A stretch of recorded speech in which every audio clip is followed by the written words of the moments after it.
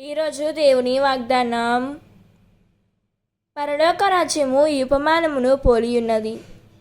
ఒక యాజమానుడు తన ద్రాక్ష తోటలో పనిచేయుటకు కూలీల కొరకు ప్రాతకాలమున బయలుదేరిను.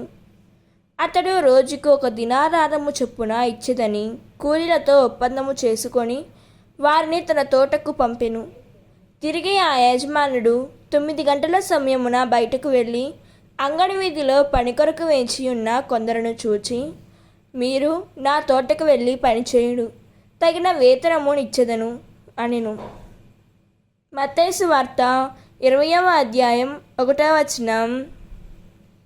ఈ వాక్యం మనకు ఏం చెబుతున్నదంటే, ఈ వాక్యం ద్వారా దేవుడు ప్రతి ఒక్కరిని తన సేవలోకి పిలుస్తున్నాడని తెలుస్తుంది.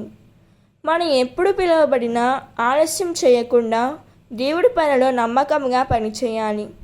దేవుని కృప మన అర్హతను బట్టి కాకుండా ఆయన ప్రేమను బట్టి లభిస్తుంది.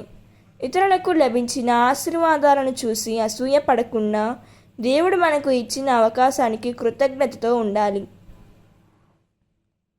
దేవుడు ఈ వాక్యం వింటున్న ప్రతి ఒక్కరిని దీవించునుగాక. ప్రార్థన.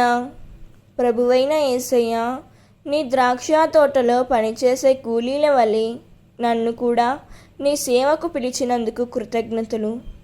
ప్రభువా, నాకు లభించిన ప్రతి అవకాశాన్ని సద్వినియోగం చేసుకొని నమ్మకంగా నీ సేవ చేయడానికి సహాయం చేయుము తండ్రి. ఇతరుల ఆశీర్వాదాలను చూసి అసూయ పడకుండా నీ కృపను గుర్తించి కృతజ్ఞతతో జీవించినట్లు నాకు వినయమైన హృదయాన్ని ప్రసాదించుము. ప్రభువా, నా జీవితం అంతా నీ చిత్తానుసారం నడిపించి నీ రాజ్యానికి ఉపయోగపడే వ్యక్తిగా నన్ను మార్చుము తండ్రి. ఆమేన్. God bless you.